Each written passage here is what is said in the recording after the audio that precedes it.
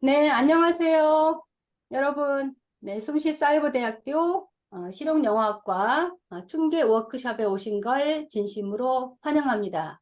저는 학과장 김미령 교수입니다. 반갑습니다.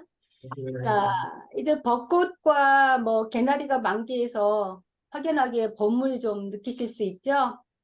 네, 오늘은 저희와 함께 하시고 내일은 꼭 가족들과 함께 봄나들이를 계획해 보시면 좋을 것 같습니다. 자, 워크샵이라 오늘은 여기 두 분의 특강, 그리고 교수, 학생 간담회, 그리고 이렇게 서로 나누는 그런 시간으로 진행을 합니다. 네, 오늘 식순을 간단히 대략 말씀을 드리면요. 첫 번째 특강은 여기 특강 1의 주제처럼 The Power of Storytelling이라는 아주 멋진 제목으로 우리 메릴린 맥피 선생님께서 스토리텔러께서 특강을 약 1시간 정도 진행해 주실 거고요. 네, 그리고 두 번째 특강은 귀에 쏙쏙 기초영문법 문장 오형식과 분사편이라고 하는 제목을 가지고 우리 최명은 교수님께서 강의를 해 주실 것입니다.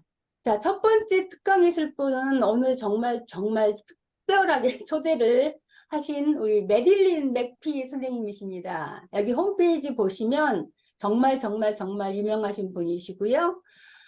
아주 오랫동안 스토리텔러를 해오신 찐 정말 스토리텔러이십니다. 그래서 여기 혹시 더 궁금하신 거는 여러분들이 제가 간단히 소개를 해드릴 건데 여기 꼭 들어가 보세요. 메릴린 맥피라고 하는 .com 그리고 테드에도 또 강연을 하셨습니다. 테드 다 아시죠? 예.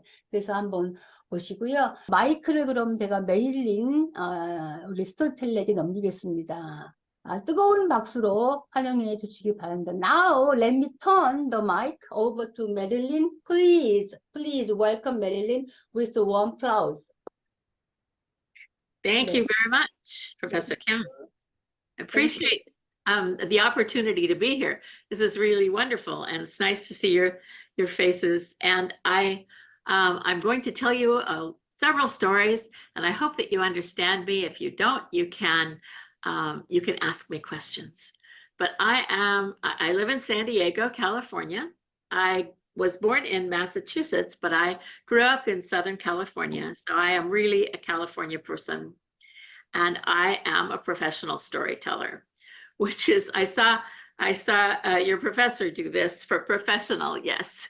But that means that I do storytelling for schools and for businesses and for all kinds of things. And the question is, people say, oh, wait, that's a job? You can do that?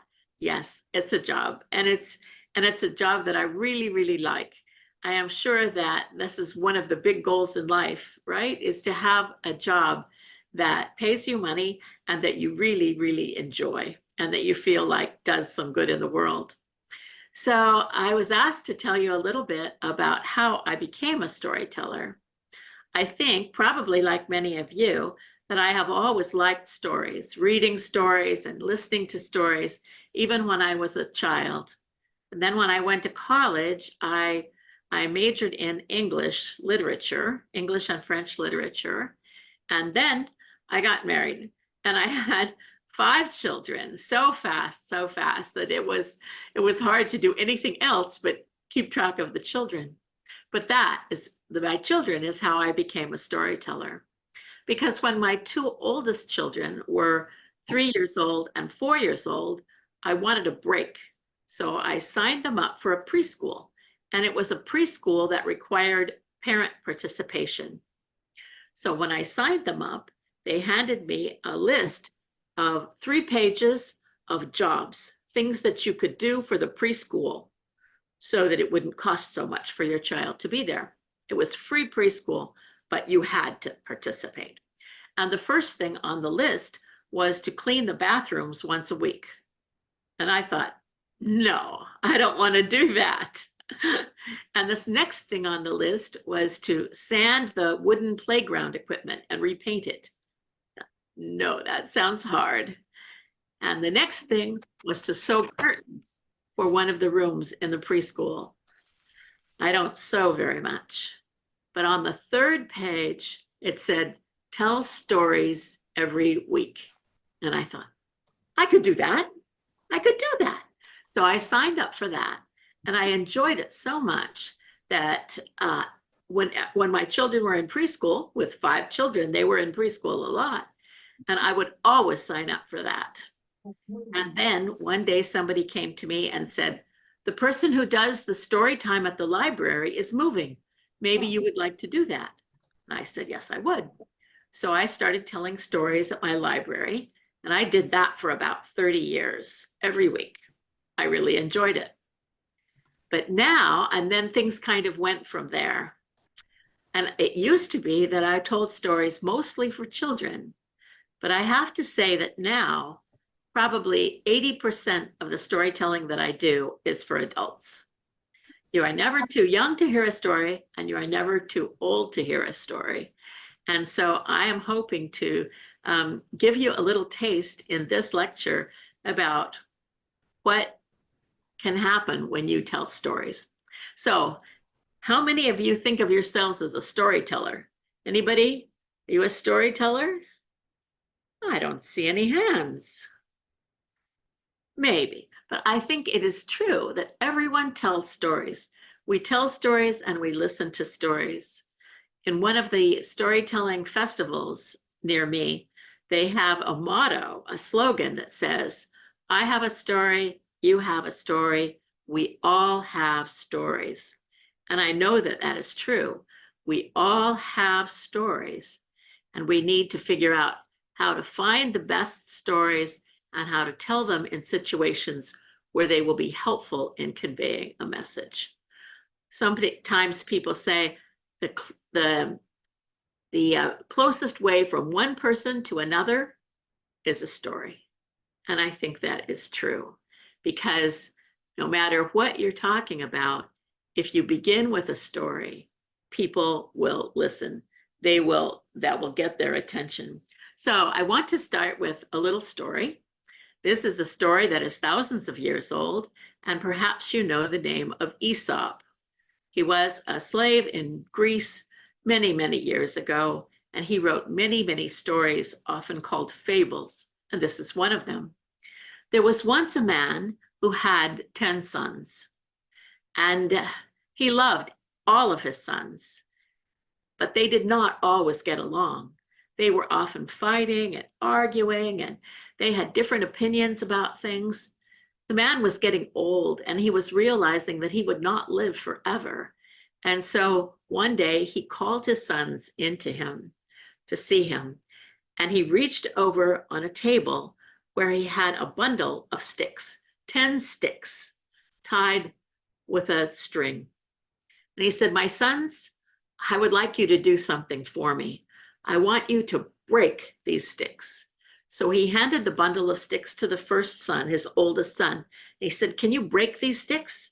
And the son tried, but he couldn't do it. So he passed the bundle of sticks to the next son, who tried to break them, but could not. And on down the line, and each of the sons tried to break the sticks, but it was too hard. And so they said, sorry, father, the sticks are too strong. We can't do it. We are not strong enough. We can't do it. And he said, well, there might be another way. And so he untied the string that was holding the sticks together, and he gave one stick to each son. He said, now can you break them? And each son took a stick and broke it easily. And he said, you see, sons, if you are together, you will not be broken. But if you separate, you can be defeated. Now that is a very small story, but the stories of Aesop always have a moral, a lesson at the end. And I'm sure you got the lesson for this one, that in unity, there is strength. In division, there is weakness. So that is a story that has been told for thousands of years, and it is still told now because it gives an interesting visual. Everybody has taken a stick and tried to break it. And you've probably tried to break sticks that were too strong and too hard to break, and the ones that were easy. So you think in your mind, you can get that picture of that situation and realize that it has implications, it has a lesson. And it was a lesson that the father was teaching his sons, and still a very effective lesson. I want you to think about how you could use a story like that in your own life or in your own work. If you have a family, you could use the story like the father did. But even if you don't, if you are in a class with other students, sometimes you realize that working together is more effective than working separately. If you are in a business situation with team members, you know that working together instead of at cross purposes can often be more effective. So I wonder if you could tell that story in a situation, maybe in the next week or so. I think you might enjoy doing it. And I definitely think that if you tell a story like that, that people will listen to the story and they will figure out what point you were trying to make. I have heard, I know a storyteller who has traveled the world with the United Nations, and she said that in all the places that she went, she would ask people who listened to her, what would happen in the world if there were no stories? And she would get a lot of different answers, but I picked out two that I especially liked. One person said, if there were no stories in the world, when you went to bed at night, your head would be blank. And somebody else said, if there were no stories in the world, people would die of seriousness. Now, are you understanding me easily? Good. I hope so. And 자, 어떠세요? 이해할 수 있으세요? 아니면 조금 더 천천히 해달라고 할까요? 이해합니다. 혁기님 이해합니다. 괜찮아요? 네. They say great. okay, good. Yeah, we don't want to die of seriousness. And I think that very often a story can introduce something that is not always serious. It may have a serious point, but the story itself may not be serious. So I think that stories are powerful. They are persuasive. They are educational. They can move people and they can change people's minds. A story, the right story in the right situation can, in some way, change the world. And we all know that there are many things about the world that we would like to change, right? So from boardrooms to classrooms, from page to stage, all kinds of stories. So everyone tells stories, right? But where do you find a story? Let's say that you're going to do a presentation of some sort. And you think, I would like to introduce that with a story. Where can I find a good story? Well, there are all kinds of places that you can find stories. You can find them online, and I'm sure that all of you are very, very skilled at searching for things online. It's so interesting. It used to be that you would have to have so many books, and books are still great for stories, but you can find a lot of stories available to you just with the push of a button. I know that when I was a little girl, we had a set of encyclopedias. Did any of you have books that were encyclopedias? Yeah, we counted on those. Now nobody has encyclopedias because you've got what you need online. Much less expensive, much easier to access, much more portable than encyclopedias. So you can find stories in books. You can find stories online. You can find stories in advertisements because the smart advertising people always put stories in their advertisements. You can find stories in news articles. You can find stories from your friends. In fact, when you get together with friends, usually there are stories that are told. What happened today? What did you do over the weekend? How are you feeling? People will tell you a story. They may tell you more stories than you wanted, because I know we often say when we greet someone, how are you? And we expect them to say, I'm fine. We don't expect a 15-minute discourse about how their big toe hurts or something like that. but people are eager to share their stories. So you can get stories about that. You can get stories from your family. You can get stories from memories, and especially from your own life. So I told you the story of Aesop. There's another small story of his that I quite like, and that is a story about a father and a son and a donkey. One day there was a father and a son who were going into town, and they were taking a donkey with them. But as they walked down the road, they encountered someone who said, "You two are so silly. You've got a perfectly good donkey, and yet both of you are walking. One of you at least should be riding on the donkey." And the father and the son, they looked at each other. They said, "He's right. One of us should ride on the donkey." And the father said, "Son, get on that donkey. That'll make it easier for you." So now the son was riding the donkey and the father was walking.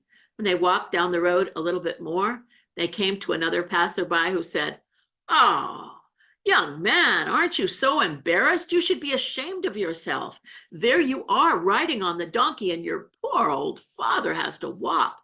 He should be riding on the donkey." Well, the father and the son, they looked at each other. They said, "Maybe he's right." So the son got down from the donkey and the father got on the donkey, and they continued to walk down the road. But they came to another person who said, "Why is one of you walking? That donkeys are meant to carry things. That donkey could probably carry both of you."